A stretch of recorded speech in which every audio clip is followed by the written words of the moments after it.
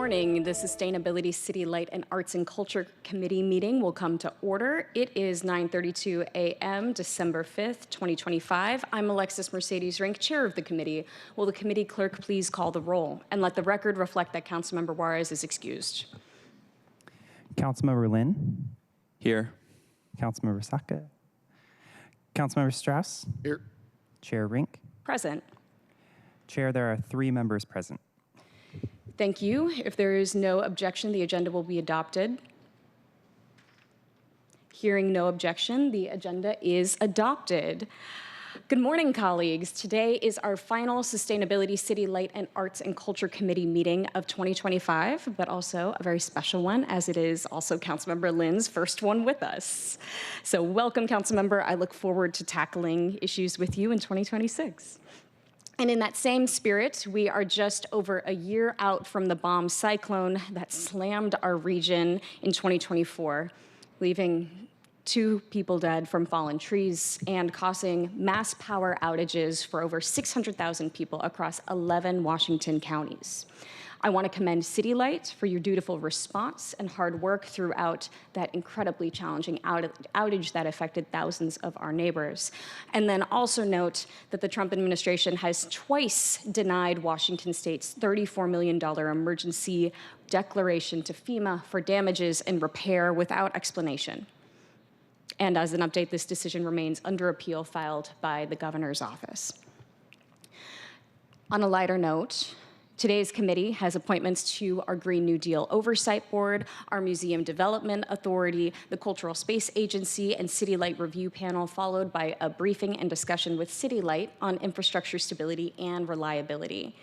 I'm particularly interested in hearing what the connection between our utility infrastructure and outages are, as I know my office and I imagine a number of our offices have heard from constituents on this topic over the past year.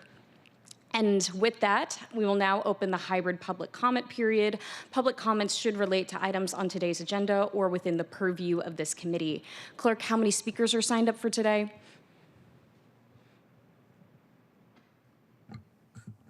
Currently, we have 0 in-person and 0 remote speakers.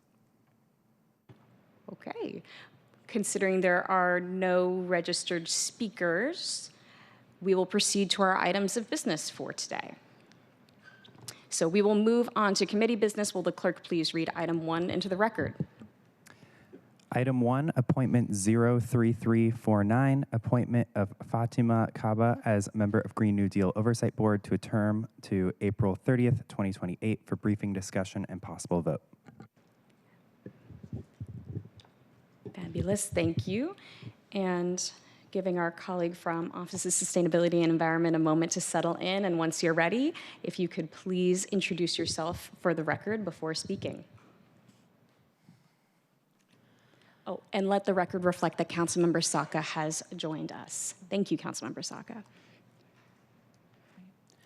Good morning, council members. My name is Jasmine Fragiacomo. I am the Interim Climate and Environmental Justice Associate at the Office of Sustainability and Environment.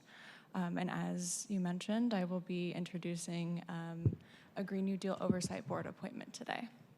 And unfortunately, Fatima is not able to be here due to the fact that it's the last week of classes. So she is here in spirit, and I will read her bio.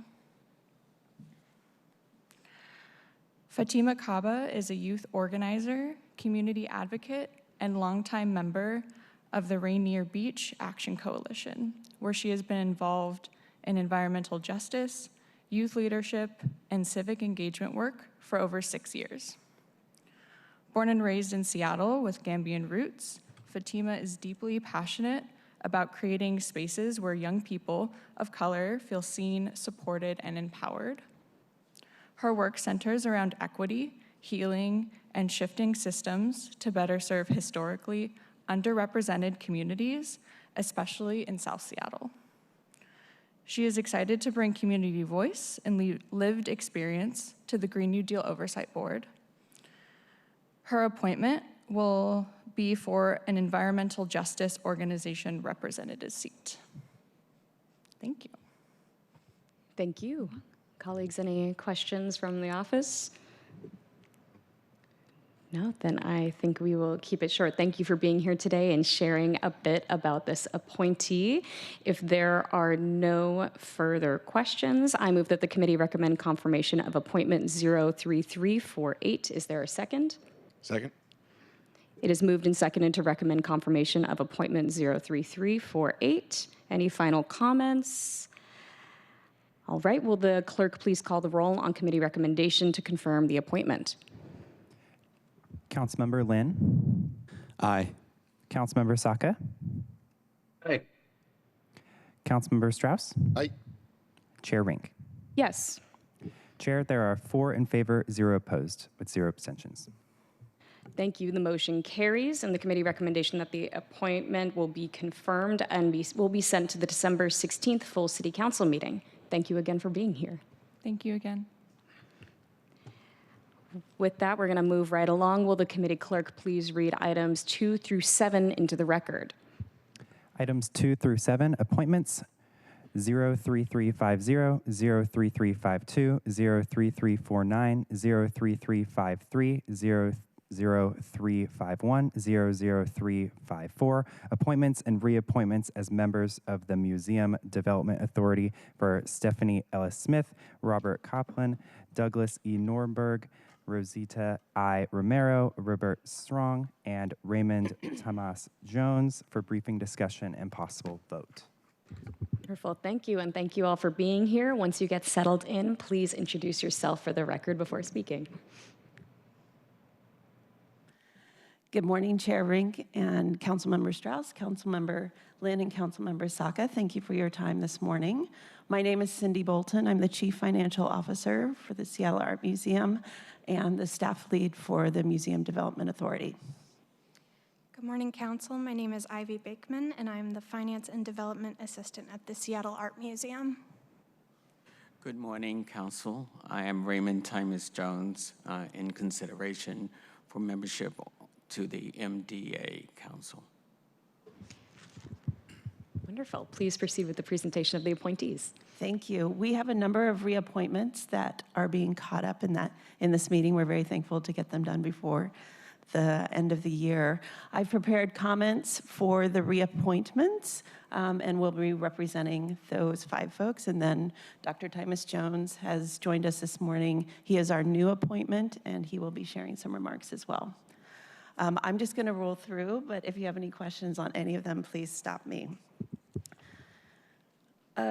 Chair Rink, do we want to go appointment by, do you need to read the appointments into the record one by one?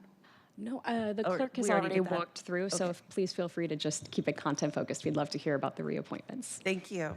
The first reappointment is Stephanie Ellis Smith. She's the CEO and founder of Phila Engaged Giving, a philanthropic advisory firm founded in 2017 that works with donors who are ready to activate their assets for social change.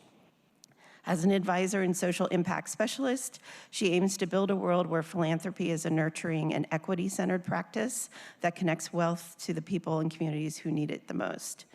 Stephanie is also the founder and former executive director of the Central District Forum for Arts and Ideas, an organization that presents and produces lectures, readings, and performing arts events rooted in African American culture.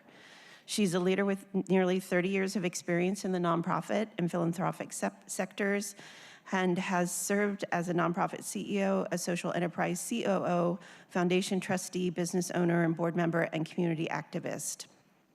Stephanie has served on numerous boards and commissions, including the Washington State Arts Commission, appointed by Governor Gary Locke, the Seattle Arts Commission, appointed by Mayor Greg Nichols, and the Central Waterfront Committee, appointed by Mayor Ed Murray.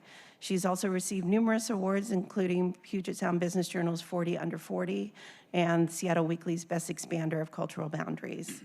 Stephanie's work at the intersection of philanthropy, equity, and social impact is wonderfully aligned with SAM's core values, and we are richer for having her perspective on the MDA.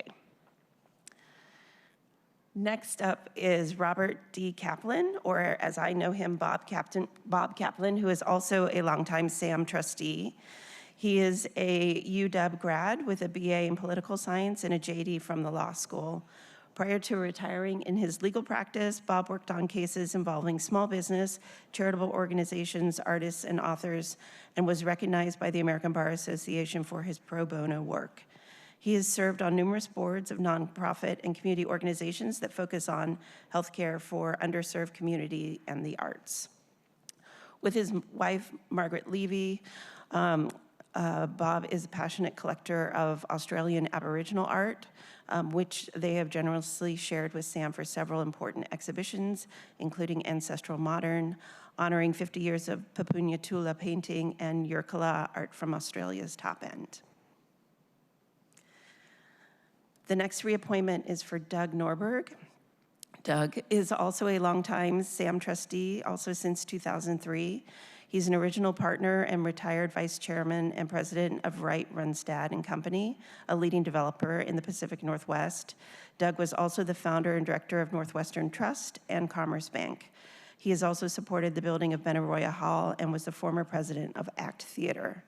I'll add personally that Doug's real estate and banking experience has been invaluable on the MDA Council, given the unique real estate structure that the museum has and the original issuance of municipal bonds to finance the expansion of the downtown museum in 2007, and then the two subsequent refinancing of those bonds. Rosita Romero has served on the MDA Council as a mayoral appointee since 2007. She's worked in education, teaching art to preschool and elementary grade school children with a background in the Montessori pedagogy and art therapy, and earned a Master of Education from the University of Washington. Rosita also owned and directed an art gallery in Seattle for 15 years and was appointed by the governor to 2 terms as with the Commission for Washington State Arts. She is also the co-founder of Viva la Música Club, Mujeres of the Northwest, and Latinos Unidos por los Niños. She has been a dedicated SAM docent, also a docent at the Seattle Conservatory and the Seattle Chinese Gardens. She has also been active in Ikebana International and the Senkei School of Ikebana, the Puget Sound Mycological Society, and Washington State Orchid Society. And then the last reappointment on the agenda today is for Robert Strong. He's also a longtime SAM trustee and as board treasurer, helped to shepherd SAM through the 2008 financial crisis and the subsequent bankruptcy of Washington Mutual, which was the co-developer of the block where the downtown museum is, along with the now or former Russell Investment Center. Bob Strong is a retired financial advisor, previously financial advisor and director of the Strong Group, part of the Robert W. Baird Company. His employment has also included senior vice president at McAdams Wright Reagan, vice president at Reagan McKenzie, and vice president of investments at Blythe Eastman Dillon Payne Weber. Bob Strong's civic engagements include treasurer of the Seattle Art Museum, chair of our finance committee, chair of the investment committee, and member of the board of directors of Rainier Scholars. I will kick this off and then pass the mic to you, Dr. Tymas Jones. Dr. Raymond Tymas Jones is the newest appointee to the MDA Council. This will be his first term. You can see his wonderfully extensive and impressive CV in his pack. He has a long career in the arts, both as an artist and musician himself, and then has distinguished himself in several prominent dean positions. So thank you, Dr. Tymas Jones. Thank you so much, and good morning to all of you. I am delighted to present myself in consideration to be a member of the Museum Development Authority Council. And until 2024, when I retired, I had spent 34 of my 41 years in arts leadership and higher education arts executive positions at 5 institutions, University of Northern Iowa, Ohio University, University of Utah, and Cornish College of the Arts being my final institution where I served as president. In these positions, I was responsible for budgets, academic integrity of our curriculum, faculty development. I feel that, and development, fundraising. I feel that my positions give me great opportunities to present and provide contributions to the MDA going forward as a member. I appreciate your consideration. Since moving to Seattle in 2018, I've served on the board of King FM 98, Pilchuck Arts School, and I look forward to bringing those experiences to the council. Thank you for your consideration. Wonderful. Thank you for today's presentation and refreshing us on the amazing folks we've had serving on the Museum Development Authority, but also thank you again, Dr. Tymus Jones, for being before committee today as we consider your appointment to the board. And with that, colleagues, questions? Councilmember Strauss? Thank you, Chair. Dr. Tymus Jones, pleasure. Reading your CV, for the record, it's only 15 pages, and I feel like we could probably speak for hours, but I won't use our communal time together in that way. I've noticed that you've been able to work across the country, whether it was in Buffalo or the Midwest and Salt Lake and here in Seattle in a number of different ways, both in administration but also a practitioner of the arts. And so if you could provide us just a high-level best practices, things to avoid in both administration of these types of agencies, and then from an artistic perspective, what are the things that we need to know and do here in Seattle that you've seen across the nation? Things that are going well across the nation that we should do better, and things that we should avoid here that you've seen as pitfalls elsewhere. I didn't speak to this, but during my time here, I've worked on a committee with for culture. Mm-hmm. I think the City of Seattle does extraordinary job with its Arts and Culture Committee and the Arts Commission, having broad representation of the citizens of the city. I've not found that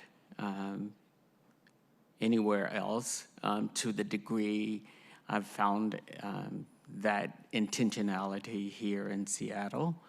So from that perspective, I think that is a major plus for arts and artists to want to be a part of this community. One of the things that would be a added plus for the arts community here is, you probably have heard this, but housing for artists, so that there is no need for them to consider moving elsewhere, but rather remain here in this community that they love and cherish in terms of the broad opportunities. So from that perspective, that is one of the things that I would consider to proffer. In terms of an artist, personally, the opportunities are myriad in this city. I was a singer. I stopped actually singing when I moved here to become president of Cornish. In all of my other positions, I remain active as a concert artist, but found that the responsibilities of Cornish were prohibitive in terms of trying to run the school and take time out to continue my own artistic development. I haven't gotten back to it, to be truthful with you, since I retired, but I plan to. Good. Well, thank you very much, and thank you for your volunteer service to this commission. Thank you very much for your... Colleagues, additional questions? Well, similarly, I also wanted to remark on a 15-page CV is quite impressive, and just reading through it made me particularly excited to know that the Museum Development Authority will be having your expertise as a part of it. And I'm also very glad to hear that you will be taking up performing again, hopefully in the near future. Thank you. And just one question for you today, just thinking about the importance of the Seattle Art Museum as a cultural institution in our downtown. What do you see as the challenges facing the institution and the opportunities there, and what's giving you hope or excitement about serving on the Museum Development Authority? For any arts organization, and especially in this day and time, it's the idea of sufficient financial support, both of the city government as well as its community. And that would remain as a major challenge in order to continue the remarkable programming that we have at SAM and the opportunities to present arts and culture of myriad communities within the boundaries of Seattle and the Pacific Northwest. It is the challenge of having adequate funding to be able to continue a robust program. Thank you. Thank you for that. And thank you for your willingness to serve on the Development Authority Board. Again, looking at your experience, you've already been a valued community member serving this city, so I want to thank you for that and your willingness to serve. Thank you. Wonderful. And with that, colleagues, if there are no additional questions, I will move us along. I move that the committee recommend confirmation of the appointments. Is there a second? Second. It is moved and seconded to recommend confirmation of the appointments. Any final comments? Fabulous. Will the committee clerk please call the roll on the committee recommendation to confirm the appointments? Councilmember Lin, Aye. Councilmember Saka, Aye. Councilmember Strauss, Aye. Chair Rink. Yes. Chair, there are 4 in favor and 0 opposed. Wonderful. The motion carries, and the committee recommendation that the appointments be confirmed will be sent to the December 16th full city council meeting. Thank you all again for being here today. Thank you. Now, will the committee clerk please read items 8 through 15 into the record? Items 8 through 15, appointments 03379, 03380, 03381, 03385, 00332, 00386, 00383, and 00384. Appointments and reappointments as members of the Cultural Space Agency for Leslie Bain, Aaron Nathaniel Carr, M. Angela Castania, Niema Clark, Gulgun Kiami. So sorry about the names, by the way. I promise I rehearsed. Afua Kuyati, Nick Rowan, and Obaha Stephens Terry for briefing, discussion, and possible vote. Thank you for that. Thank you, committee clerk. And welcome, Director Kayam. Thank you for being before committee today. Please introduce yourself for the record. Yes, thank you. Chair Rink, my name is Gulgun Kayam. I am the Director of the Office of Arts and Culture for the city. Wonderful. Please proceed. I am not making this presentation. I believe Michael Peterson, who of the Cultural Space Agency, should be on the call to make the presentation. Wonderful. And I see him on the Zoom. Yes.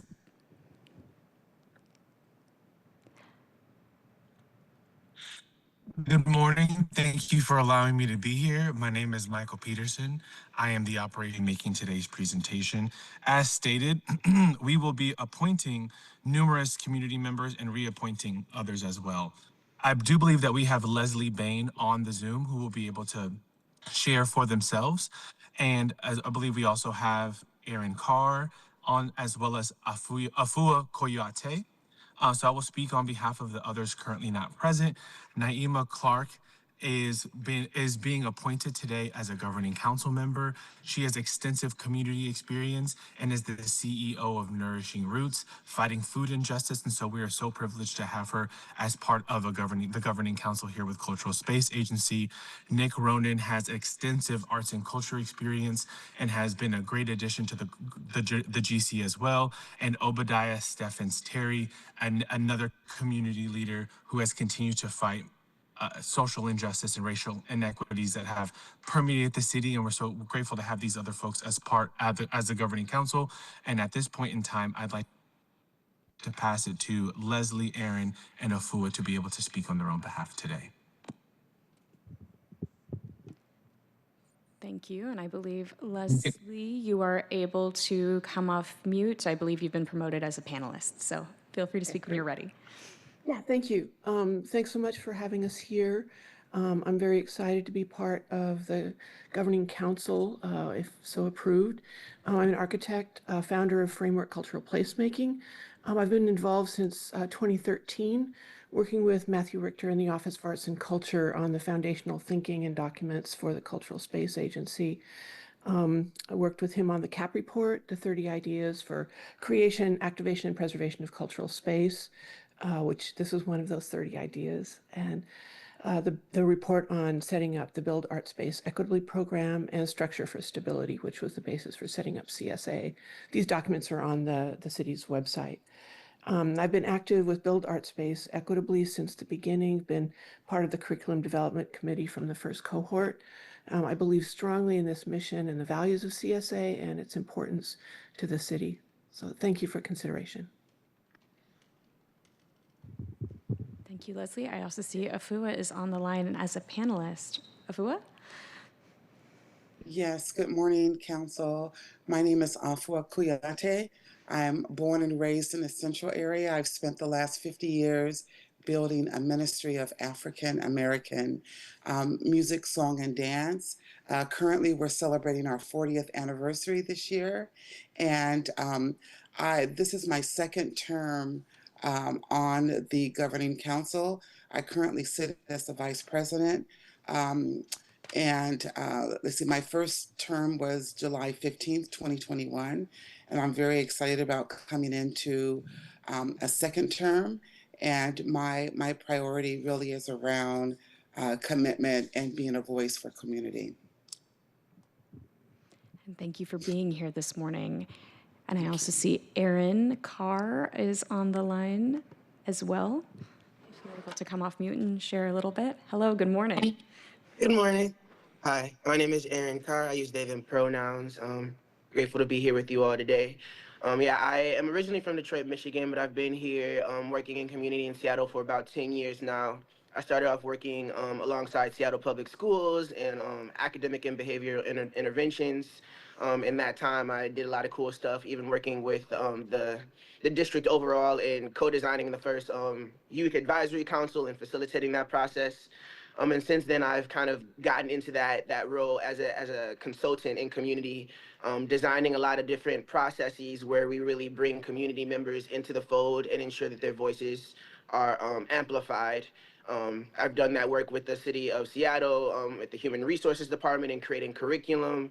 And I also am excited to be continuing to do that work here with the Cultural Space Agency of ensuring that the artists of this community, their voices are heard and that we have like culturally responsive and culturally significant programming and work that really represents and supports the needs of our current artists. I was actually in the CSA-based program myself.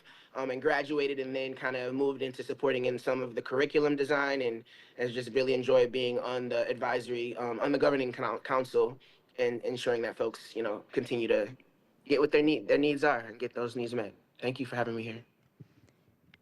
Thank you for being here, Aaron. And just double checking, are there any other appointees or reappointees online before I turn it back to the room? I don't see any, so I'm going to move us to Director Kayem. I know you're here in your capacity as a appointee for today rather than director, so I'll turn it to you. Yes, thank you, Chair. My role on the Cultural Space Agency, if approved, will be as the Mayor's appointee ex officio, so a non-voting member. I'll be joining also the Executive Committee as a way for us to reinforce the connection between the city and the Cultural Space Agency. As you may be familiar, the Cultural Space Agency began as a program within the Office of Arts and Culture, then became a PDA, led by community and staff in the Office of Arts and Culture. And we have had an informal relationship since, so meeting quite regularly for check-ins with the Cultural Space Agency staff. And now we felt it was time to formalize that relationship a little bit more and join in order to reinforce and provide some support. Fabulous. Thank you, Director Kayem. Colleagues, any questions for our appointees for today? Councilmember Strauss. No questions today, just a gratitude for your volunteer service to our city. Thank you. Thank you, Councilmember Strauss. If there are any other questions from my colleagues, I'm happy to at least ask one since our appointees have come before us today. For you all, what are you excited about with the Cultural Space Agency in the next year? What are you hoping to contribute, and what do you see as the future? Happy to, whoever wants to take a stab at it first. You go ahead. Okay, thank you, Leslie. I'm really excited about expansion. We've had to pivot, just recently, and so we're back down to our reconstructing, and just making things work for how we can expand. So I'm really excited about the work that needs to happen right now toward expansion. I'm excited about Gogun being a part of our constituency. So that right there is a workhorse that I'm excited about. Thank you. Yeah, I totally agree with that. I would say capacity building is what I'm excited about, and getting stronger, and really providing a very needed service for communities that have otherwise difficulty getting the cultural space that really makes our city the kind of place that everybody wants to live and be involved in. Yeah, I'm excited about the continuation and the building on the success of the base program. Just knowing so many young artists and emerging community leaders who are currently in that program, and knowing that they'll be a part of our constituency and part of our community soon, and offer up their expertise is really exciting to me. Thank you. Yeah, I believe in the mission of the Cultural Space Agency, not just because our office was very much a part of it, but it's much needed in the community. And I'm looking forward to helping the Cultural Space Agency build their leadership capacity. That's one thing that needs to be addressed, and really focus in on that mission. Fabulous. Well, I'd like to thank all of you for your time this morning and for your passion for creating more cultural space in our city. So thank you for your willingness to serve, and looking forward to putting these appointments through. And if there are no further questions, I move that the committee recommend confirmation of the appointments. Is there a second? Second. It is moved and seconded to recommend confirmation of the appointments. Any final comments? Wonderful. Will the committee clerk please call the roll on the recommendation to confirm the appointments? Councilmember Lynn, Yes. Councilmember Saka, Aye. Councilmember Strauss, Aye. and Chair Rink. Yes. Chair, there are 4 in favor, 0 opposed. The motion carries, and the committee recommendation that the appointments be confirmed will be sent to the December 16th full city council meeting. Thank you all for your time this morning. Right. And happy holidays. Thank you. Thank you. Might be too early to say happy holidays. Oh, well. Will the committee clerk please read items 16 through 18 into the record? Items 16 through 18, appointments.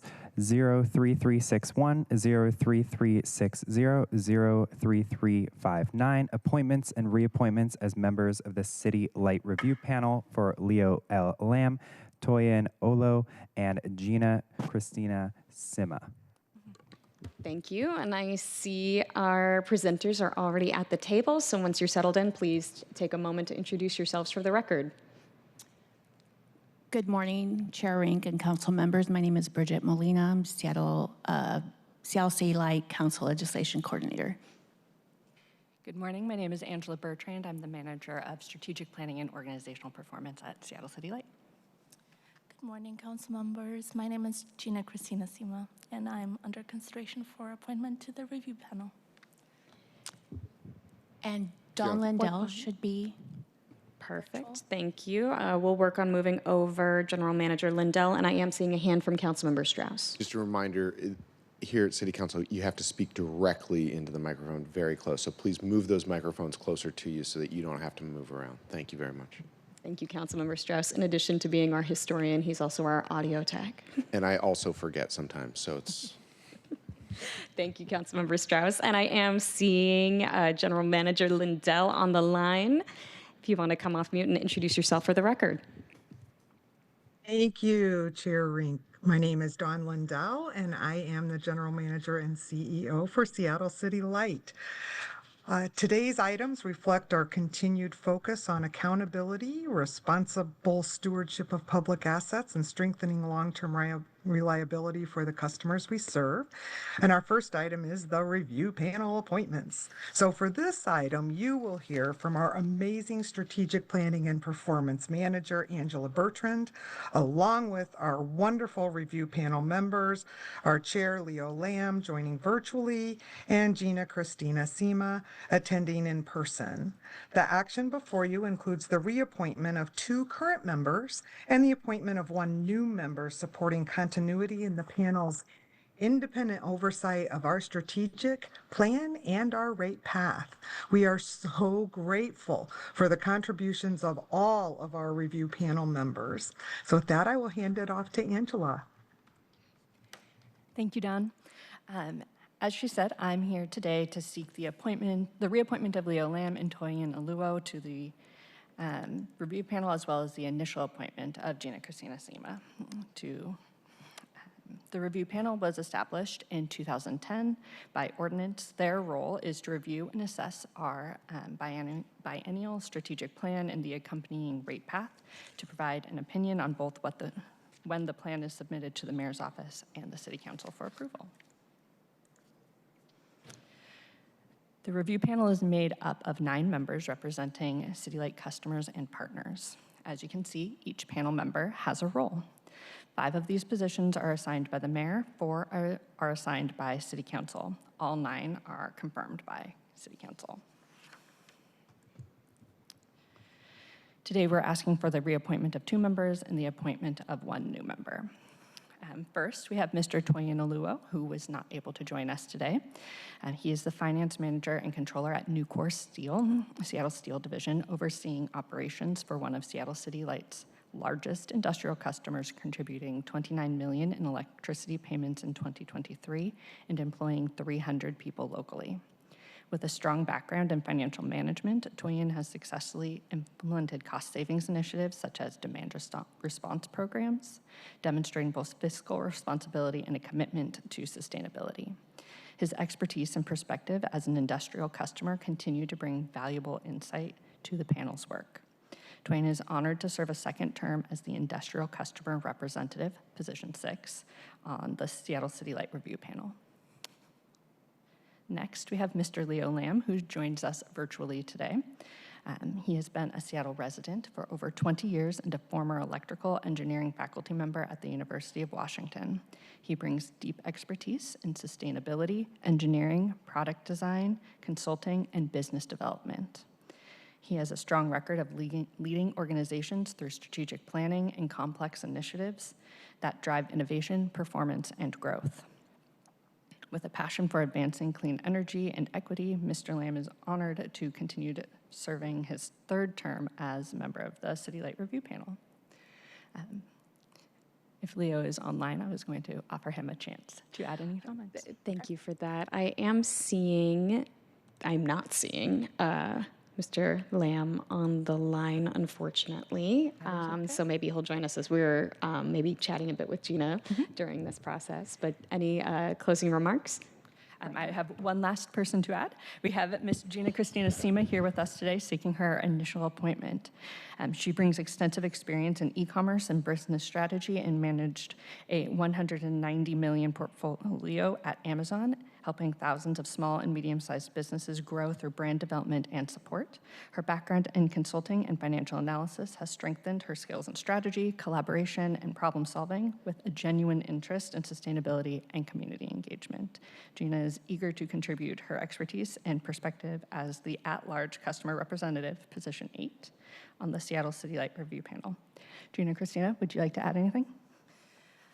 Yes, thank you so much for the consideration. I really look forward to contributing as much strategic planning and operational rigor to the work ahead for the Seattle City Light Review Panel. Thank you. These are strong candidates that I am excited to continue working with and present for appointment and reappointment. Any questions? Thank you for the presentation today. Colleagues, any questions? Councilmember Strauss. Thank you. I know that, Gina, you don't necessarily, maybe you do actually work in an area that is analyzing how much electricity we're going to need to run all of the web-based services that, for all of the products. I don't know what, I know that I'm seeing here the e-commerce category manager, brand accelerator, et cetera. But you're in the mix there. What do we need to be thinking about as we transition? And this leads into the next presentation, actually. What do we need to be thinking about as we transition into a more electric energy dependent society? What does that look like from the inside of Amazon to you? Yeah, that's a And big you can bring that. You can move that microphone as close to you as you want. Yeah, I'll try my best. That's a very big question. As pertains to Seattle City Light and the work that we're doing there, I think Dawn will speak to this as well. We're really looking at modernizing our electrical grid. That's the #1 priority. And then, as I alluded to earlier, adding as much operational rigor to the wonderful work that Seattle City Light is already doing in order to amplify the results of that work over time. Of course, there's a lot of other things to be considered, and I am kind of already becoming a squeaky wheel on the review panel to be asking some of those questions with thinking ahead in terms of, we have data centers that will be maybe adding to the electrical grid. What does that look like? What does that mean? So these are all questions that we're thinking through. And I'm sure you'll hear more about it through the work to come ahead. Well, thank you, and please do be that squeaky wheel, because there's a lot of things that City Light is doing really well, and there's many things that the agency needs to improve upon. I think that's, everyone's shaking their heads. We all know this, right?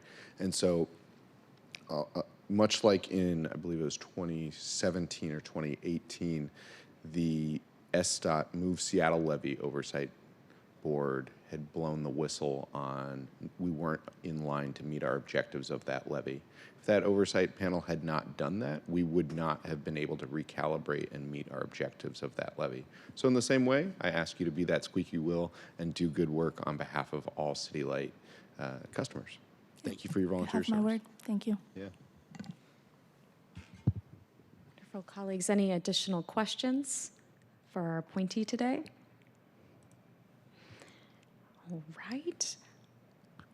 I don't have any questions for today. Actually, Councilmember Strauss was aligned with me in this, and also want to voice my appreciation for the squeaky wheels of the world, especially when it comes to the issues that matter and affect thousands of residents. So thank you for your willingness to serve. I've been so impressed with the level of expertise that is a part of the City Light Review Panel, and so excited to reappoint as well the other individuals that are a part of this. And thank you for your willingness to serve on this body. I look forward to working with you. Thank you. Same here. Well, colleagues, if there are no final questions, I will move that the committee recommend the confirmation of the appointments. Is there a second? Second. It is moved and seconded to recommend confirmation of the appointments. Any final comments?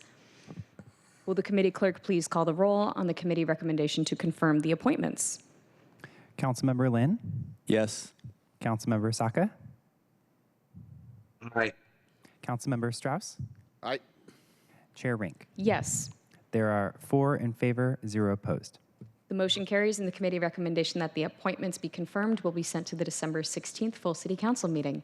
Thank you again for being here this morning. Thank you. Will the committee clerk please read item 19 into the record? Item 19, presentation on infrastructure and reliability for briefing and discussion. Wonderful. And as our colleagues with City Light make their way up to the committee table, colleagues, I'll remind us this was the big, exciting presentation I mentioned during briefing earlier this week. We all, I believe, have gotten requests, questions when it comes to outages that do happen in our city. This is a real opportunity to hear directly from City Light about how they understand our current infrastructure and systems at hand. So thank you all for being here today for this presentation. Please take a moment to introduce yourself for the record. Hi, again, Bridget Molina, Council Legislation Coordinator for Seattle City Light. Hi, good morning. Hina Arai, Senior Policy and Strategy Manager. Good morning, Council. Andy Strong. I'm the Engineering, Environmental, and Project Delivery Officer for City Light. And good morning. I am Dawn Lindell, the General Manager and CEO for Seattle City Light. So our second and final item this morning is the Infrastructure Investments and Long-Term Reliability Briefing.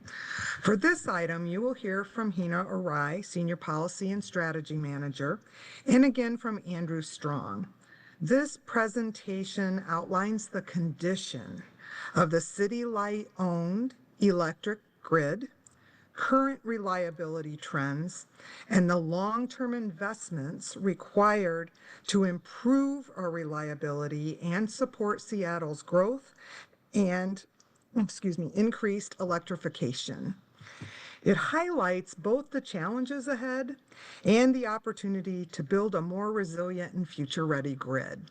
With that, I will invite Hina to begin the presentation.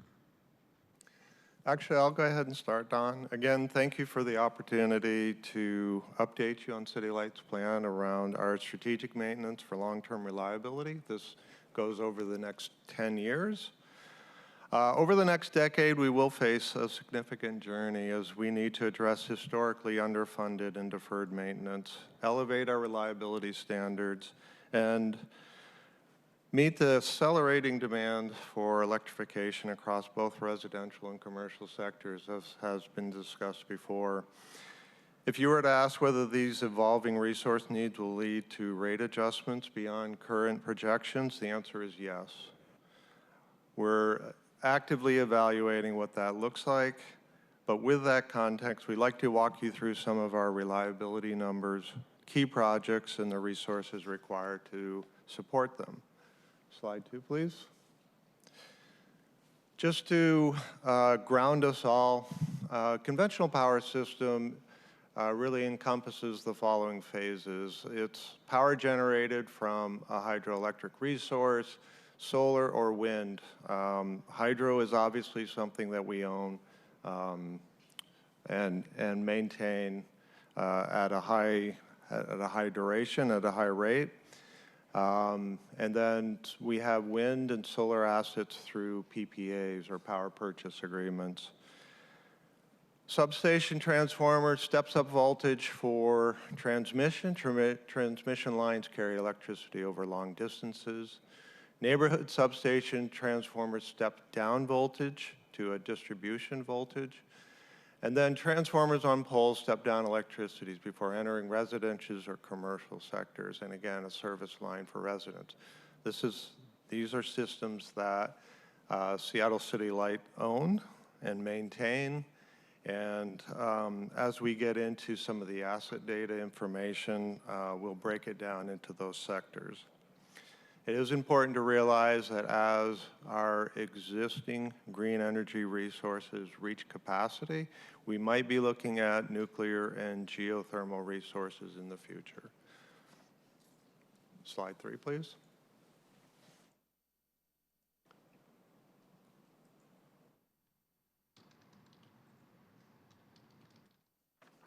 There you go. There it goes. Thank you, Bridget. Good morning again. So if the table on the screen, I'm going to just explain the X and Y axis. The X axis lists our underground assets identified by UG and overhead assets identified by OH. And the Y axis lists the number of times they are identified as the cause of the outages. This chart displays the unplanned outages caused specifically by equipment failure over March 2024 to February 2025 time period. Please keep in mind that outages from external factors such as storms, falling trees, or vehicle/pole collisions are excluded. As you can see, by a large margin, the top 3 outage drivers are tied to our underground system. For example, you'll see the top contributor is primary cable, the underground primary cable, the underground transformer, and the underground arrestor. Within these, direct buried cable is the most problematic. We'll cover this specific asset in more detail later in the presentation. The takeaway we'd like you to have from this slide is that our infrastructure is aging and has been significantly underinvested in since the 2001 Enron-related energy crisis, when City Light was forced to reduce maintenance crews and O&M budgets.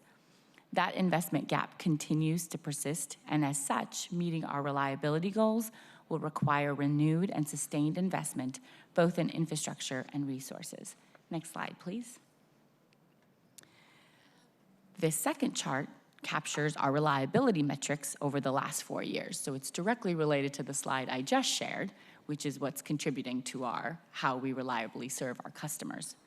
The X-axis lists the years, and the Y-axis, both on the right and left, lists the number of minutes. I would like to first start by explaining the purple line all the way at the bottom and make my way up. The purple line represents the frequency of our outages, and the purple triangle identifies our target. Similarly, the orange line represents the average duration of our outages, and the orange triangle represents where we want to be. And finally, the blue line represents the duration of time for a customer who is experiencing an outage, and again, the blue triangle is what our target is. As you can see, there's a clear and growing gap between where Seattle City Light is today and where we need to be. And that gap is getting wider faster because of the aging assets I discussed in the last slide. Reliability is one of the most direct ways customers experience their utility. You both started by sharing how you've heard from your constituents frequently on these outages. When reliability slips, it affects daily life, economic activity, and public trust. And if we don't act soon, outages will only become more frequent and more costly. We have a clear long-term goal to be in the top 25% of Northwest utilities within the next 10 years, and we have a plan to get there. Focused strategic investments that will reverse this trend and strengthen system performance, which Andy will share now. Thank you. Next slide, please. So each of our asset systems get an overall grade. The condition rating scale used for our systems go from 1 to 5. 1 means that our assets are essentially new or less than 20% of their life cycle, while 5 is a critical or near failure score requiring replacement or some means of remediation within the next 2 years. Put simply, the smaller the number, the better for overall infrastructure health. It's important to realize that although an average number may seem to give some confidence, it doesn't mean that there aren't immediate needs to repair some infrastructure within, and I'll highlight those. So our generation asset score is 2.8. The good news is that we've invested and rebuilt most of our hydro units, and these are in good health, as are our major systems like large transformers and substations on our sites. That said, we still must invest in medium to low voltage electrical systems and replacing control components at our hydroelectric sites. This budget is largely accounted for already. Large upcoming projects not fully accounted for include our Skagit relicensing agreement, including any tribal off-license agreements. This could include a commitment of up to $4 billion over the life of a new license, which we hope to be 50 years.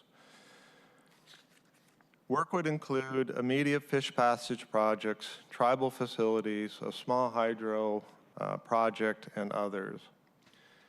Outside of the relicensing component, there are 2 large civil projects currently not funded. At our Boundary Dam facility, we must demolish and rebuild a large forebay bridge and associated intake structure and armor the forebay itself. At the Gorge Dam, there is a seismically deficient superstructure that requires modifications. These are both rated as 4s, which means they should be done within the next 7 years. As the price of power, especially green power, continue to increase around peak demand times, the utility might find it advantageous to invest in a pump storage project at our Ross Hydro site. For the purposes of this presentation, this work is not counted in our overall dollar figure that we'll give at the end, our budget figure. Next slide, please. Our transmission towers, despite their age, are largely in good shape, and our cables are adequate. What we need to invest in the future is our small components, and here's an example.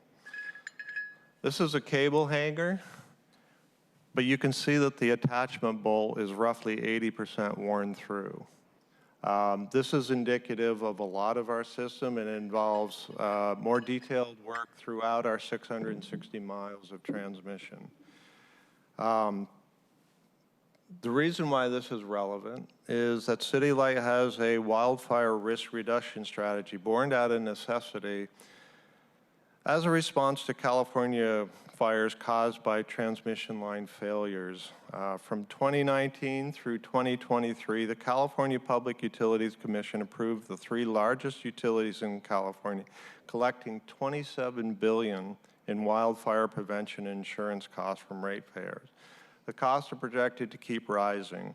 So depending upon the utility, these costs make up anywhere to 10 to 24% of total revenue requirements. PG&E alone has had to pay a settlement of $13.5 billion to victims of 2017 and 2018 wildfires that were caused by transmission failures. This utility cannot find itself in the same situation. Also of note, with increased electrification driven by the market, the Port of Seattle, potential for multiple new data centers, a University of Washington expansion, the utilities will have to invest in increased capacity in new transmission infrastructure. Next slide, please. The substation asset score is 3.24 and alone represents the worst score in our system. The good news, major transformers and major control systems at the heart of any substations are mostly in good condition. However, asset management is forecasting a sharp increase in necessary CIP replacement funding over the next 10 years. This is a function that many of Seattle City Light substations are about the same age, and their common long-lived assets are becoming due replacement at the same time. So these are smaller components like circuit breakers, switches, arresters, surge arresters, capacitors, and things of that nature that have a huge impact when it comes to reliability. We must accelerate this work by 3 times what we are presently doing. It's also important to know that with the need for additional capacity, we will have to build new substation infrastructure. The Port of Seattle alone, with its drive toward electrification, will create somewhere between 300 and 400 megawatts of new additional load along Seattle's waterfront. Our systems are currently approaching capacity there now.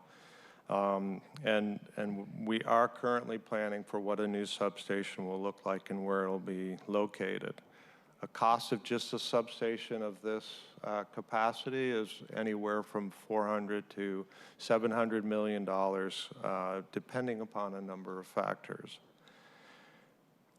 It's important to realize, too, that depending upon the speed of transition of large vehicles to electrification, there is a chance that a second substation will need to be built on the south side of our service territory in order to handle that additional load.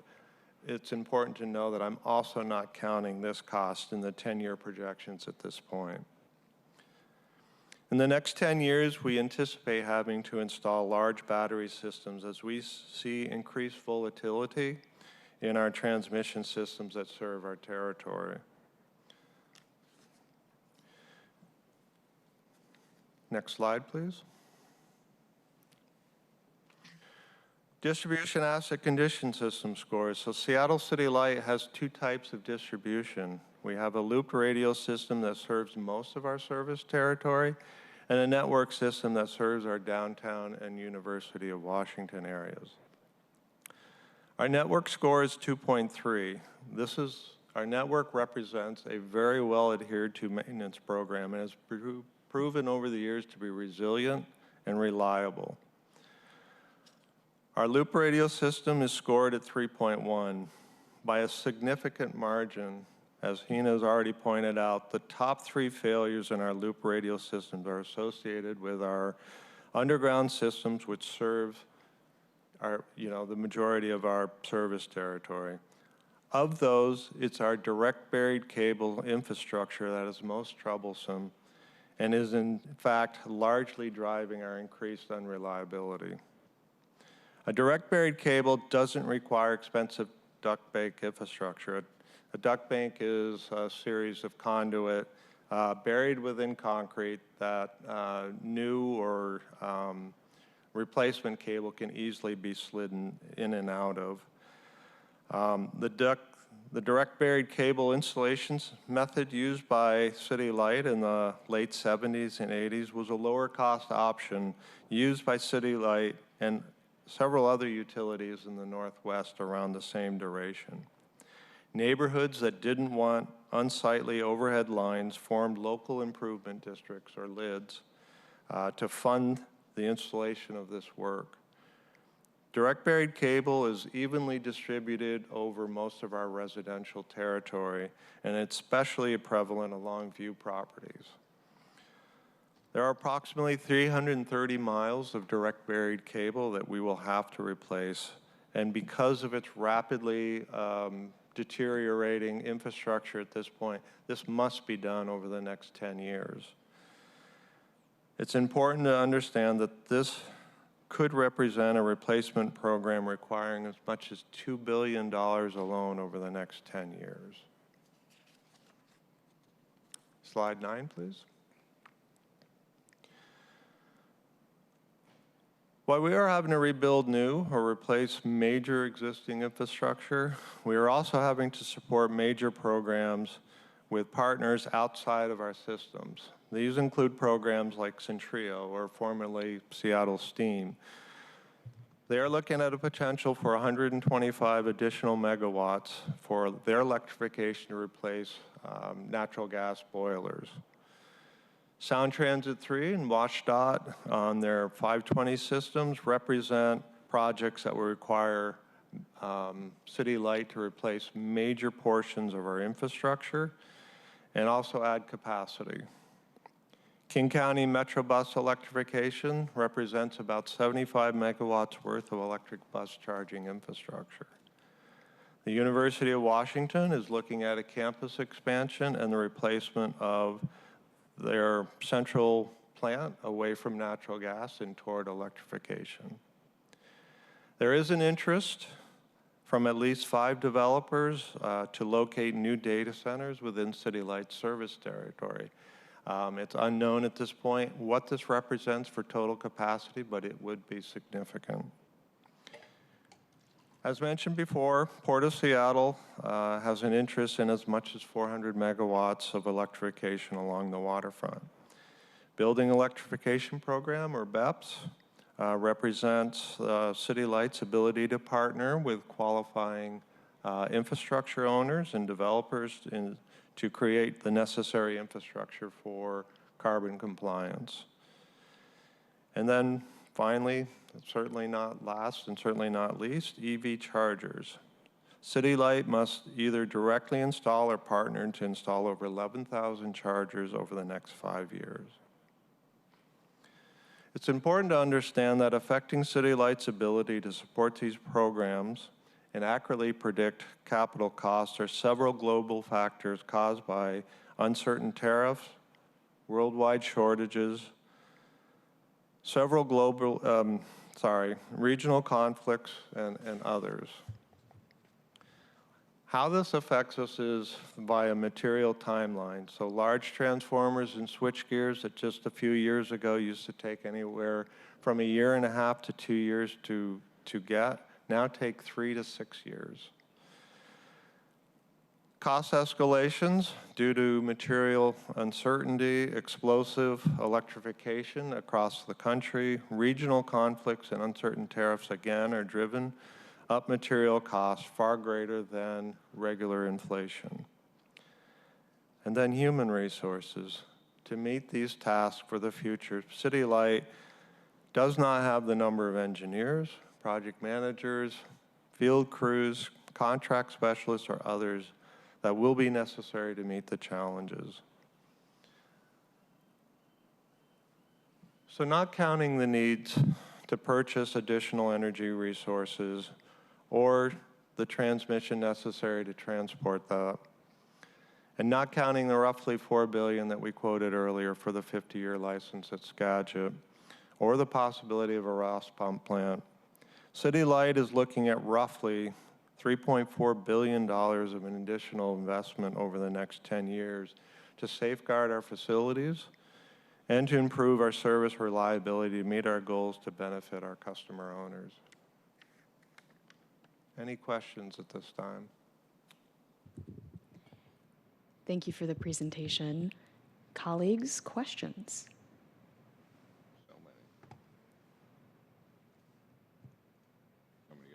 Councilmember Strauss. All right. Chair, if other folks have questions, I could take 2 hours on this. Let's run back through these slides. If we want to go back to lifespan, and I don't have my copy up right now, but back to one of those first 2 slides. Let me pull up my copy of this presentation to help us navigate.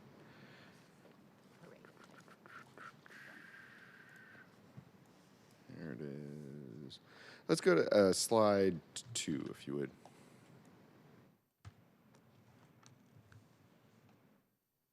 Slide 2. Sorry. Thank you so much. You ran through a lot of really dense information quickly, and there's no other way around that. Breaking this down a little bit more here, in the conventional power system, when we're looking at our own system, you shared that much of our infrastructure is starting to age out. When we're looking at the transmission towers, what is a typical lifespan of that infrastructure? I'm just going to go through each of these. I'm going to skip generation and just go into transmission, distribution, and then transforming. Yes, certainly. So the bulk of our 660 miles, roughly, of transmission is in our Skagit infrastructure. The majority of those towers were put up in the 30s and 40s. We did an assessment of their health 2 to 3 years ago, and the towers are actually in great shape. There's minor repairs to do, but that budget is within our system at this point. Again, where we need to concentrate is more on the smaller systems, going through and making sure that we don't risk failure. We don't risk transmission lines falling from these towers because of our hangars and insulators. So that's what's driving our future work. So within the transmission, the towers that are 100 years old are fine, but the hangars that are maybe 50 years old are not. Correct. So what is the lifespan of the components then? I guess what I'm looking for is, what is the lifespan that you would expect upon installation of the infrastructure that is there today? Yeah, certainly. So hangars and insulators, typically 50 years. So we're at life cycle. Because they were most recently updated in the 1970s. Yes, there was residual work that was done in the 70s, yes. Just another point in case that infrastructure 100 years ago was built better than 50 years ago. If we want to move, if we want to move then into the substations, I don't know that you necessarily. So as I'm just following the transmission, we generate in Skagit. We have the transmission lines that get us down to Bothell. Once we get to Bothell, what is the lifespan of the infrastructure, both the transmission or the transformers and any other pieces of infrastructure that you have there? A lot of utilities use transformers differently than we do. Typically, in the industry, you look at 30 to 40 years for transformers. We oversize our transformers for longevity. We typically get 60 years from our large distribution transformers. We have 62 of them, so that means we replace 1 to 2 of them a year. We find that that's an adequate program for now. And how have we kept up on that? Have we been keeping up on that? Yes. Yes. Now, it is important to know that as our nameplate capacity increases dramatically in the next few years, you're going to see those transformers undergo more substantial wear. And so our trend of every 60 years might eventually become every 40 years as we use our equipment harder.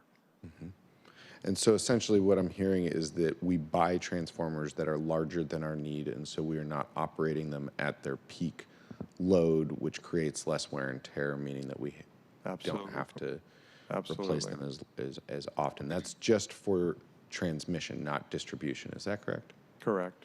And so from Bothell, we send the power down into, whether it's the one up on 105th or a few other substations.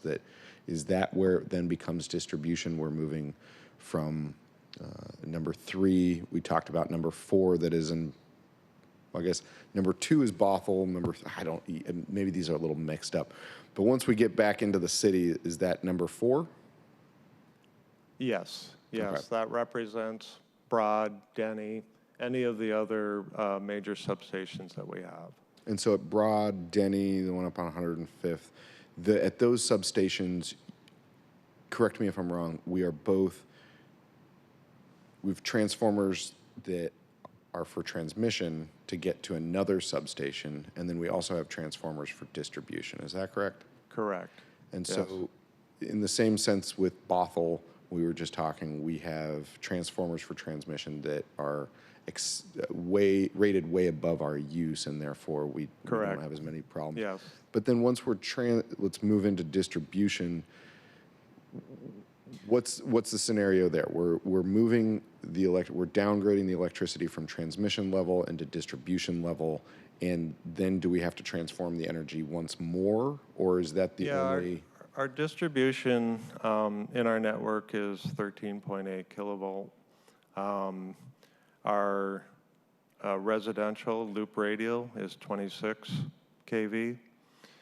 And then when it hits our overhead or smaller underground transformers, that gets distributed as a residential or commercial voltage, 480 or 120 volts. There are other voltages depending upon the customers, but that covers the majority of our system. Let's play that game one more time. Yes. Just because that was a lot of numbers, and so we transmit at 230 kV. Is that correct? That's actually our transmission system. Correct. So our transmission is 230 kV or 115 kV. We have 2 different transmission voltages. Well, now that I would assume that increases our cost because everything's not consistent. Is that generally correct? Ideally, we'd want to, transmit at our higher voltage, 230 kV. But if you remember our old history, we were a result of taking over a number of other utilities over time. And so some of that legacy still resides in our system. So as this presentation is also describing, because we have taken or annexed other utilities that had different systems that maybe had even different update operations and maintenance schedules, that we are at a point where we have to update everything to become consistent across our utility. Is that essentially That is what true. I'm hearing? Yes. So I'm going to remember, I'm a simple person at the end of the day, and at the beginning of the day and right now, which is, so we transmit from Skagit at 2:30, we get to Bothell, we keep it at 2:30 till we get to Broad. Is that all correct?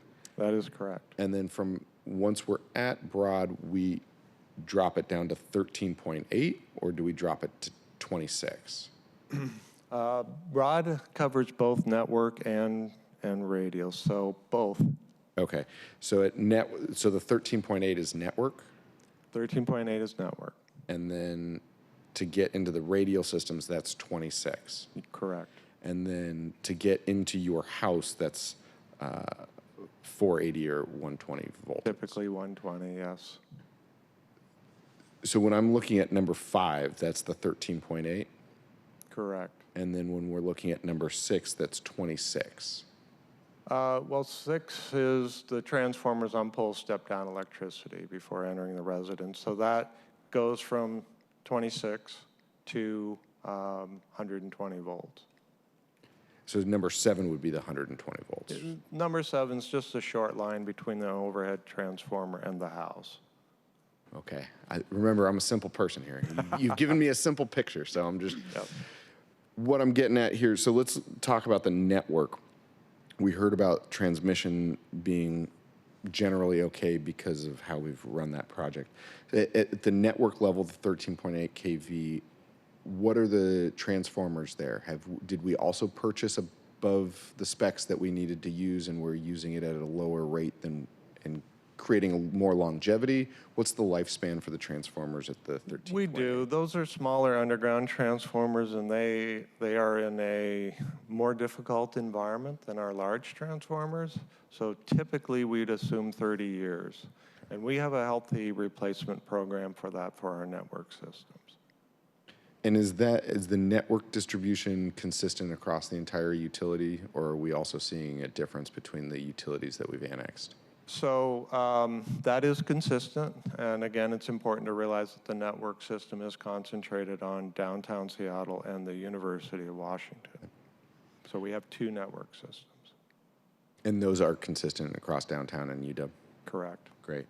So now we'll jump into the radial, which I'm guessing has some of the larger amounts of problems. Is the radial distribution consistent across the entire utility? And when I say that, I know that we provide Lake Forest Park electricity, parts of unincorporated King County.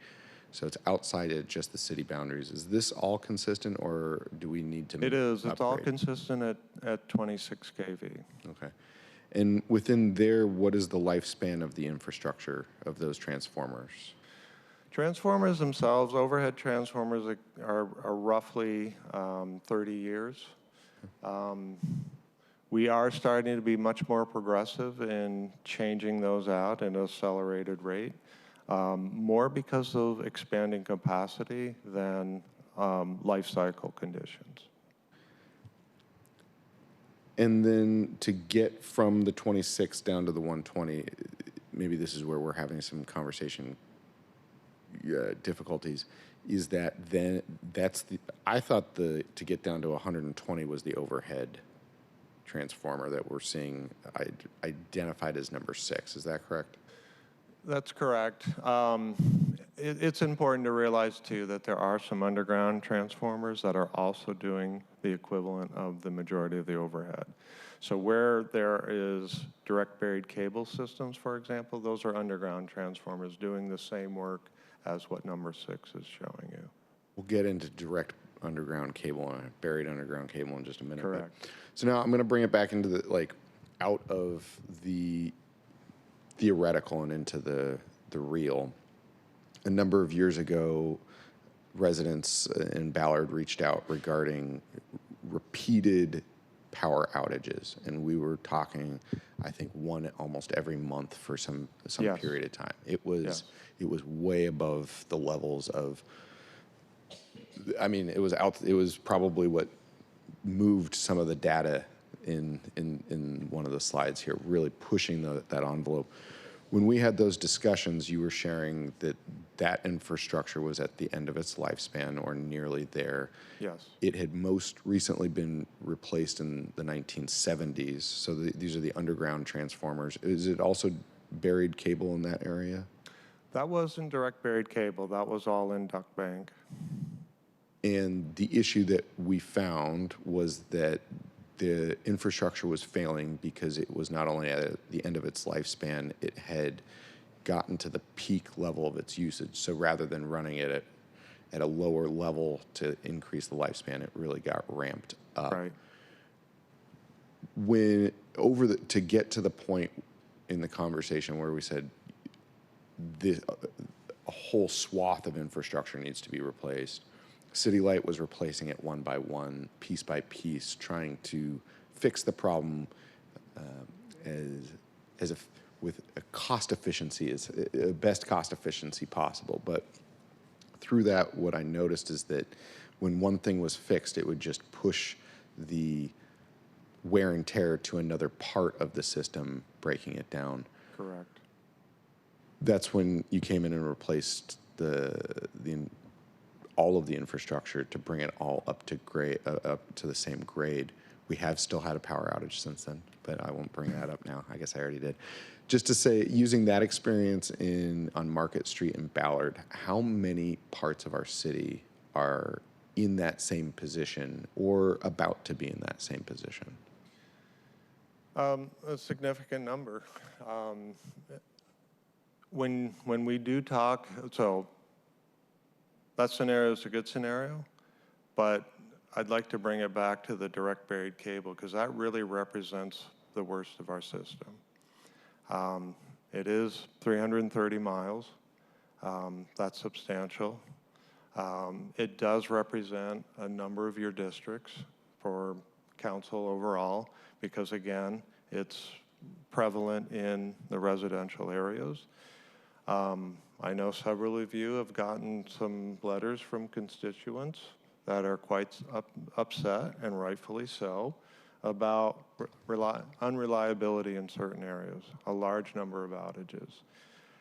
That is representative of our future in the next 10 years if we don't take care of this system now. So this is urgent. Hina talked earlier about our goals. If we don't invest, again, over the next 10 years, the charts that you see are going to trend radically upwards. And we can't have that. Councilmember Strauss, I want to allow you to continue your questioning, but I want to recognize General Manager Lindell online with her hand raised if she wants to chime in on anything we've been discussing here before you continue. Thank you so much. I appreciate that, and I'm sorry to not be at the table. I was on vacation this week, but I'm jumping in at the meeting remotely. So I think it may be helpful to just, I think we were looking at what is the length of life at each component. I really think that's what Councilmember Strauss was focusing in on, and I think that 40 years for distribution equipment is standard. We did do some injecting about in that 15 to 20 year range to try to lengthen the life of these assets, and that has worked for a time, but now we're at 60 years plus, and we've been replacing about 5 miles a year. A little less than that, a little less than 5 miles a year. So with 330 miles, we will have cable that's over 100 years old, even 150 years old by the time we get to it, if we continue at the current pace. And so it may help just to frame this up in that perspective. If we look at slide number 4, on this slide, we can really see the impact to customers. So the target is either at where our comparable utilities are at, or even slightly worse than comparable utilities. And we are not hitting our targets. So we are bringing the average for large public power utilities down with our increasingly concerning reliability issues. And these are really impactful to our customers. We've had customers stuck in an elevator for 6 hours. We've had customers out for 30 out of 36 hours, where we just have these repeated and cascading component failures that Councilmember Strauss was referencing. And so what we really do need to do is we need to really focus on not being the cause of our own outages. About a little over 40% of our outages in an area full of trees and wildlife are caused by us, and we would not expect to see that. Underground is actually generally much more reliable than overhead. But underground, when it's 60 years old, is not more reliable. It is not reliable, and we've got to get after that and the associated components that are connected to it. I love Councilmember Strauss's question around how many of our neighborhoods.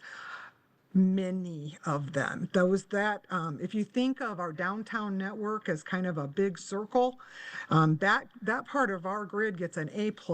I'm going to knock on wood as I say this, but it's extremely rare for us to have an outage downtown. But if we move outside and into the neighborhoods, we are seeing literally thousands, with an S, of customers out weekly.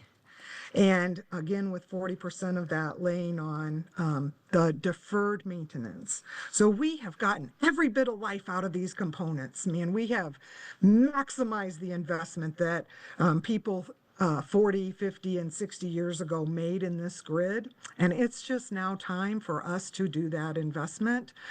So then we'll have an investment on that distribution grid to live off of going forward. So I hope that's helpful. Thank you, Director. That was helpful. Just to state and make it really real, those cascading component failures in Ballard had set up an elderly individual in a situation where they were going to be hospitalized because they were not able to have their oxygen machine plugged in for over 24 hours. It was only because we were able to bring a battery to her that she wasn't taken to the hospital. And when we think about that, what additional cost to our society is incurred, right? We've got Medic One rolling out, we've got that person taking up hospital resources, et cetera. But I'll come back to the direct buried cable with one last question, though, about and these are me going through component by component. For the transformers at that radial distribution, are we on pace with those repairs, or are we behind pace? We're coming up to speed on that. I talked about a more aggressive replacement schedule that we have going on. So yes, we're getting up to speed on that. We're being much more aggressive and much more proactive about replacing our transformers, our smaller transformers. Thank you. And to General, though, isn't it fair? I'm just going to jump in. Andy, please. Isn't it fair to say, though, there's a broad range, right? You and I have talked about that. So we have some transformers that are on a pace and have been replaced, but we also have transformers that are not on pace, that are too old and that need to be replaced. And that's why Andy is referencing that we need to step it up.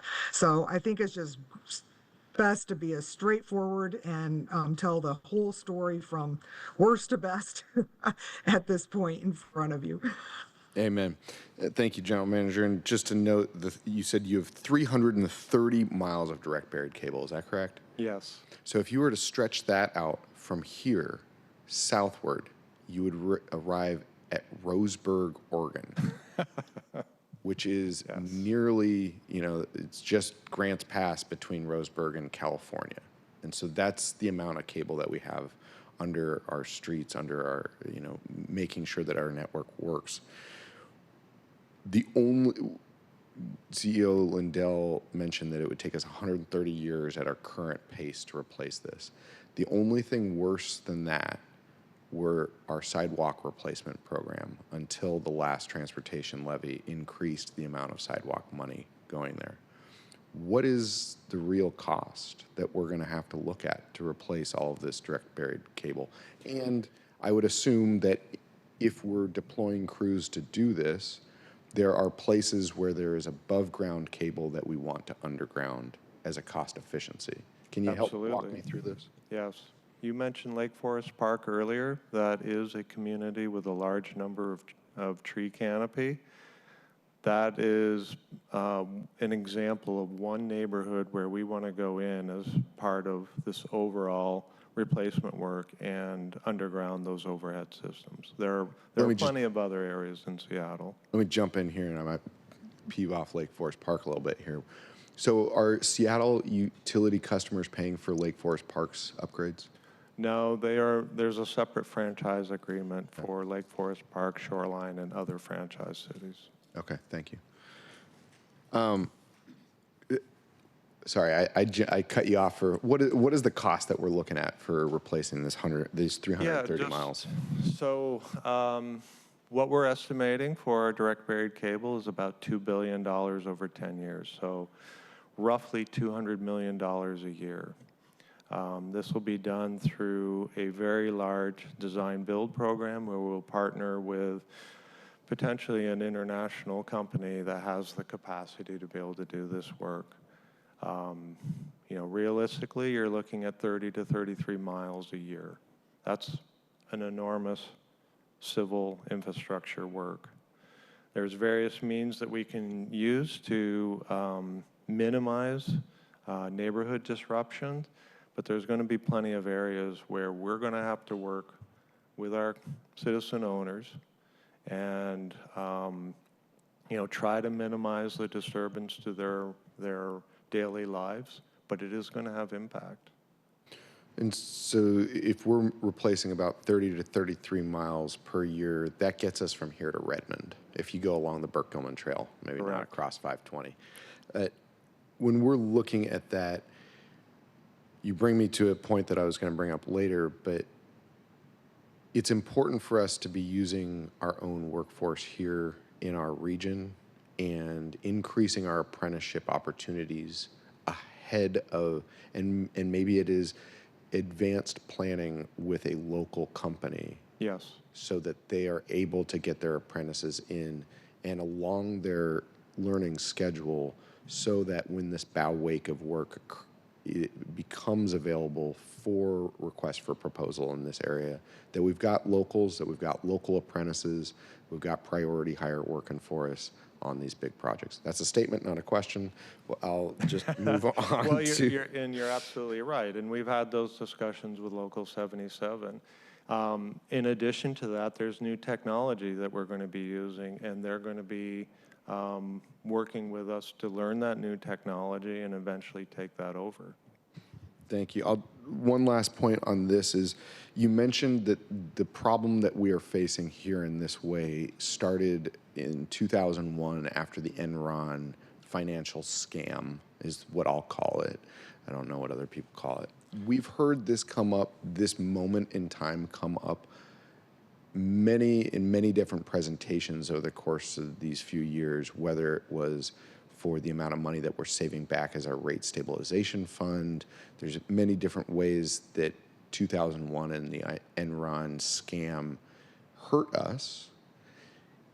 In what way did that set us back then, and what caused us to not catch up sooner?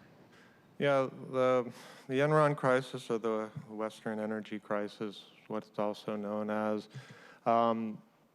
In order for this utility to survive, O&M funds, maintenance O&M funds in particular, were cut, and a certain number of crews were cut as well to be able to survive the scandal.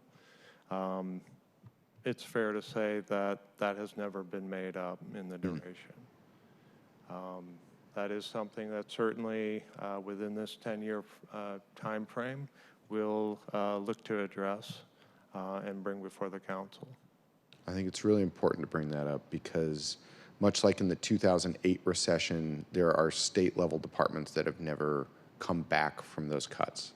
Right. Here in the budget discussions, we were talking about 2008 and our unfortunate decision to lay off SDCI planners, and then we had to rehire them quickly, and it created a bow wake. What I'm hearing today is that we had a financial crisis in 2001. We used scarcity mind solutions, austerity measures, and we have never fully recovered 25 years later. Right. That's not your fault, but that's a problem that we have to fix here together. I'll move on to slide number 5, and really, colleagues, just interrupt. I unfortunately geek out with these folks too often, so just interrupt me at any time. You're good to continue, Councilmember Strauss. Yeah. Thanks. All of these things make good sense to me. There are a few that are left off that I think are highly important. Not only is it, and maybe they fall into other, but the infrastructure that we have within our hydro generation facilities, the technology needs to be upgraded. The technology of creating, generating, and transmitting and using electricity has not changed, but sometimes things wear out over 100 years. Is that being planned for in these investment? It is. The reason why I didn't mention it is that's largely budgeted and accounted for at this point. I did mention the need to upgrade our medium and low voltage systems. These control our spill gates and other dam safety components that we view as critical. Again, much of that budget is already in place and being planned for now. And does that also... If I could jump in there, this actually, thank you. This falls under Mujib Lodi, and so Andy and Mujib may not have quite touched base. We do have technology debt as well, and in fact, how we manage and distribute energy needs to change. The rest of the world's especially in the U.S., how we manage the energy and how we distribute it. We need to add additional generation, like a lot more rooftop solar, which could help in the summer. The battery system that Andy Strong has alluded to, which we are looking at for in-home and in-business. Battery storage that our customers can call on if they have an outage, but that we can call on if we have a peak load.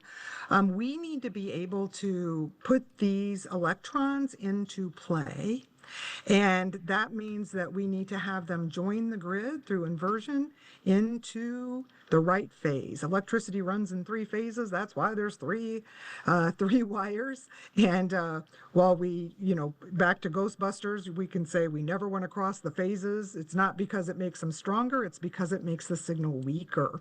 The sinusoidal curve cancels out when we cross those phases. So we want to make sure to incorporate that. And electricity moves at the speed of light.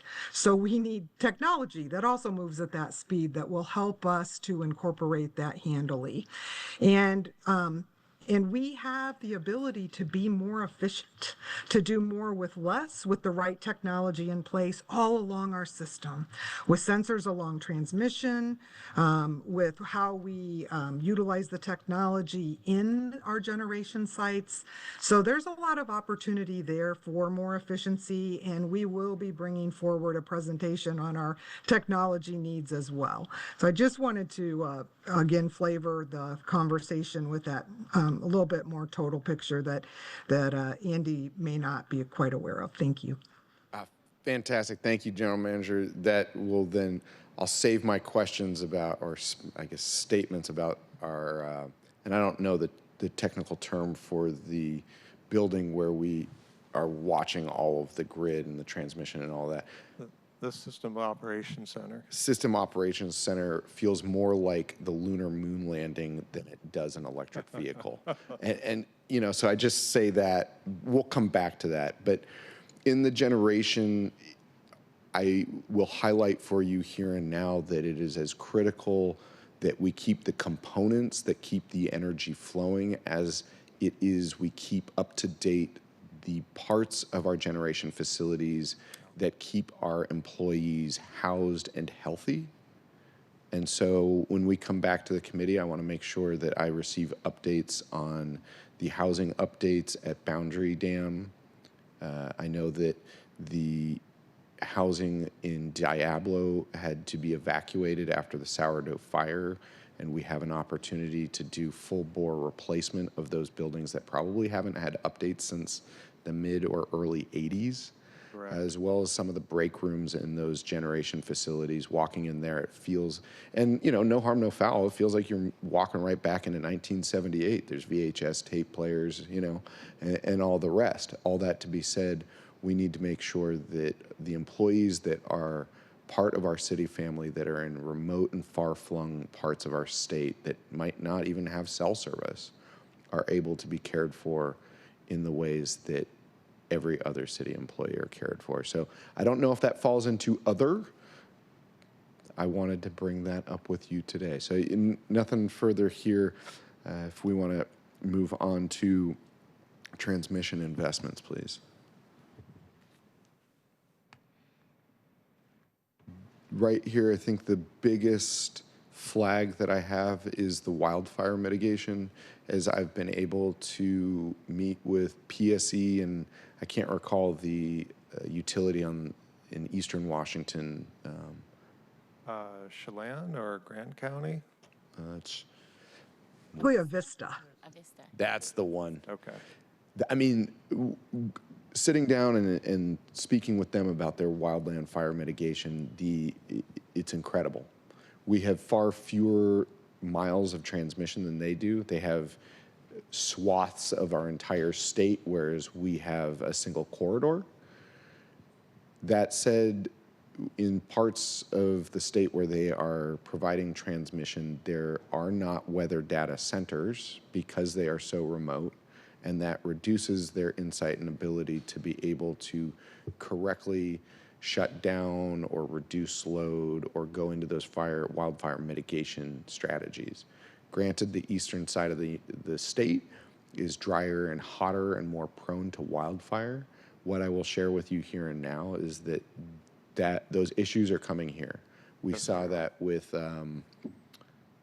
was it Lake Cushman fire this summer? Where it didn't stop burning until it started raining. And that was a July 4th fire, right? And that's in what some would call a rainforest. And so if we are here looking at Western Washington, we're wildly far behind on our wildland fire mitigation. And I bring that up because a company like, and I can't remember what you said, CEO Lindell Vista, Buena Vista, or whoever they are, they've invested millions and millions and millions into their infrastructure, and it provides them better insight. And I think they might even be sharing their data with NOAA and others because they've set up such a robust system. All of that to say, where are we today and where do we need to go? Like, what's our current situation report on our wildland fire mitigation? Yeah, we've had a plan filed with the state since '24. Again, it's mostly these small components that we're worried about from a wildfire mitigation. We've stepped up and revised our vegetation management program to deal with the #1 cause of transmission fires. But now we need to go through and do the small steps, the critical small infrastructure that it takes to keep those systems out of harm's way. Thank you. And is there any plan at this time to set up those data centers for us to be monitoring? Because, and the reason I asked that today is I don't think it's something that is incredibly necessary right now, but as we move into hotter, drier climates, you know, I remember looking at Mount Rainier as a kid and there were glaciers all through the summer, right? And there still are, but they're much higher up. Correct. As a kid, the Olympics still had some snowfields on it all through summer. today they look more like California. Do we have a plan set in place for our ability to set up monitoring stations along our transmission lines? We don't directly have any physical viewpoints, if that's what you're talking about, like camera systems set up on our transmission systems. I think it's more important for us, again, to go through and do the small remedial work. We are looking at drone capacity to survey our lines on a more regular basis versus the helicopters that we used to utilize. But we haven't initiated that program at this point. Okay. That also goes with the technology component. So what we can do is put sensors, because you're exactly right. They're not where we can look at local weather. But if we have sensors on the line, they can tell us ambient temperature and wind. And if we know ambient temperature and wind, we can then send more electricity through the lines when it is cooler and windy, so that that ambient temperature is lower. And we can reduce the amount of electricity that goes through those lines when those lines are in a position where they are hotter or where we don't see that wind. So there is again, that's a great question around the advancement of technology and the potential that is there. Andy mentioned that we've had a wildfire plan since 2014, but that is a plan that we also update, I believe, annually, or maybe it's every other year. I think it's every other year. And so we're able to make the changes that we need to make in that plan with the improving technology and with the improving mitigation measures that other utilities are finding and investing. It's a place where the entire utility industry readily shares information because all of us want to mitigate that risk, not just for the dollars. In fact, the dollars to me are secondary, but for the cost in human lives that can come from those wildfires. And we want to make sure that we don't contribute to that. Well said. And the only other point I'll make is maybe please also collect the humidity if you're putting in those sensors. With 12 minutes left in this committee, I could talk for 2 more hours. So I'll pepper you with my questions the next time we meet. Back to you, Chair. Thank you. Thank you, Councilmember Strauss, for your thoughtful questions. I certainly learned a lot myself in this. And thank you, City Light team, for your thoughtful responses. This is clearly a tremendously important topic and an urgent one. Next, I'm going to turn to Councilmember Lynn. Thank you so much. Thank you for the detailed presentation. Do just want to reiterate what Councilmember Strauss was saying in terms of the workforce opportunities here. It sounds like there is, going to be 10 years of work that would love to make sure that those jobs are going towards local priority hire, towards our youth. For the first time in our Families Education Preschool and Promise Levy, there's funding for apprenticeship programs. So, when we know that there's going to be 10 years of steady work coming ahead, we should absolutely be working with our labor partners, but also with our public school partners, with our Department of Education and Early Learning, to make sure that we're funding those apprenticeship programs. I'd love to understand a little bit more about this, the direct buried cable program, a little bit of the history there. Sounds like there's 330 miles of direct buried cable that we're hoping to convert to cable and conduit. Is that roughly correct? That is. And that cable and conduit is easier to kind of maintain and repair over time because you can just sort of swap out the cable easier. Is that correct? Exactly right. And it sounded like, I think, did I hear $2 billion roughly, rough order of magnitude in terms of costs that you were saying? Is that? That's correct. And that's not currently in the budget? Correct.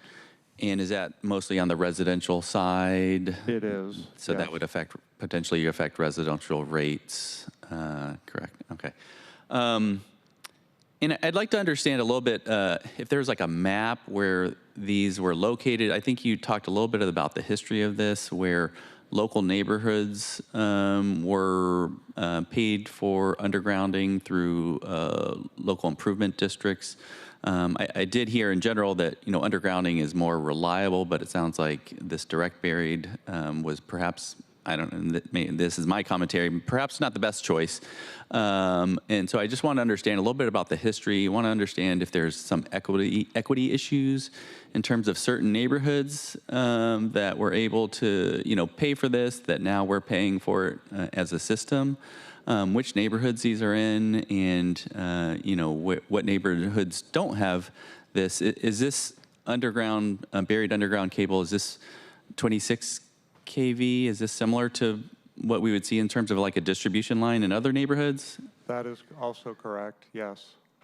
Yeah, so could you just talk a little bit about sort of what neighborhoods, is there a map? Are there equity issues that sort of we should be aware of in terms of, some neighborhoods are getting this, other neighborhoods have overground lines? Yeah, we'd be happy to distribute a map that roughly shows the distribution of our direct buried cable. And equity is part of our future program. Equity not only of what's existing for our direct buried cable system now, but for future transition of overhead to underground lines. Okay. And I'll just make one more comment. I heard a little bit of Jim Lindell talk about the importance of distributed energy with solar, with batteries, and I think I heard the term inversion. I'm not an expert on all of this, but I certainly want to support that work. I do think in terms of our, reliability. So anything we can do to further that work, to further solar, neighborhood solar, to further batteries, including kind of consumer level type of work. Right. Love to learn more about that. Okay. Oh, and then finally, one more thing. In terms of these large customers, whether it's data centers, some of our, I heard the port, those sound like those would be on the commercial side of the ledger. I'm assuming that would not be impacting our residential customers. Is that correct? I mean, in general, how does that type of new capacity, or whether it's the substation work, I think I heard you talk about for the port. I mean, do those customers pay for that? Is that sort of a different ledger that pays for that type of work? Yeah, it's complicated, and maybe that's something that we could individually go through with you in the future. Andy, would you like me to jump in? Please, General Manager. Yes, I'd be happy to jump in on that. So we actually have a large load policy that will be coming before City Council in the not too distant future. And in that policy, we are looking to, in line with state law, ensure that the beneficiary pays. And so you are exactly right. That is, we need to make sure that the cost of the system upgrades and the new generation are borne by the new large load, and so that those new large loads do not impact our residential rate. And so as we are working with those organizations to engineer a solution under Andy's fabulous leadership, we are also looking to cost out what system upgrades expense we need for the organization to pay for up front, so that we build to that. And then from a generation standpoint, and this will be in a future presentation to the entire council and as well as just to you, sir, every megawatt we buy from here on in is going to cost roughly twice or more as much as our beautiful hydropower. And we're at the point where we've maxed out our hydropower, and we need to buy additional generation in order to meet future load. And so for those loads that are caused by a large power customer, we will be asking them to also help support us with the cost of that generation. So it is something we definitely keep our eye on. Under our CFO, Kirsty Granger, she and her team ensure that through our cost of service study, we are putting the right rate burden on the right type of customer. I hope that helps. Thank you very much. That certainly addresses my concern, which is, yeah, definitely don't want to see our residential rate customers bearing the burden of some of these large load customers. So thank you. Thank you, Councilmember Lynn. Any additional questions at this time before I go into my very few questions, because everyone asked mine? Thank you, colleagues, for a really robust discussion. You make my job easy. I suppose I want to touch on just one point here about where do we go from here, because what has been very clearly presented today is we are facing an emerging crisis to our basic infrastructure. I'd make a note as a personal point of privilege that even in my own life experiences with energy systems failing, I've seen firsthand the devastating consequences of that. I know you alluded to the California fires that happened, and of course the 85 lives lost due to lack of maintenance to PG&E's electrical system that caused a spark, that caused a fire, that took the lives of 85 folks, but also 18,000 structures, but also thinking about in my own upbringing, if anyone is familiar with the San Bruno gas explosion, also caused by PG&E, another case of deferred maintenance, essentially causing an explosion that took out 38 homes, where 8 lives were lost, and I heard the explosion from my house. So when we're talking about our infrastructure, our electrical systems, we are talking about lives and livelihood. Councilmember Strauss pointed out the situation he experienced with a constituent, with power being out, being unable to maintain the medical equipment that they needed for their livelihood. I've heard similar cases across the city, and I'm also mindful that we are in a climate crisis and our region proceeds to get hotter and colder, necessitating residents' needs for being able to keep themselves cool with air conditioning and warm with heating. And so with those points, I want to kind of turn to where do we go from here? We're talking about the need for $2 billion to be able, $2 billion over the next 10 years to be able to really take up this absolutely critical infrastructure investment and work. Can you walk us through what's coming ahead, both as it relates to our discussions with rates and also any complementary planning? I believe, if I'm recalling correctly, we have an integrated resource plan update coming next year. I might be wrong on that, but anything about our planning and work on infrastructure, but also our broader planning around energy and owned energy generation, how we understand energy demand, and so on. If you could please speak to that. Yeah, it's important to understand that $2 billion just represents our direct buried cable program. I was quoting more in the $3.4 billion range to take into account the other infrastructure and other systems that we have. This will be addressed in our strategic plan, which will be coming up in Q1 of next year. It will highlight the resources and the planning that's necessary to do this work over the next 10 years. Thank you. And colleagues, any final questions for our City Light colleagues before we wrap today right on time? Well, I want to thank everyone for your thoughtful engagement and for the hard work that you're doing. Thank you for bringing this critical information before council, and I believe you've certainly given us a lot to think about, and excited to take up this work in the next year. And with that, we have reached the end of today's meeting agenda. Is there any further business to come before the committee before we adjourn? Hearing no further business to come before the committee, we are adjourned. It is 11:30 a.m. Happy holidays, everybody.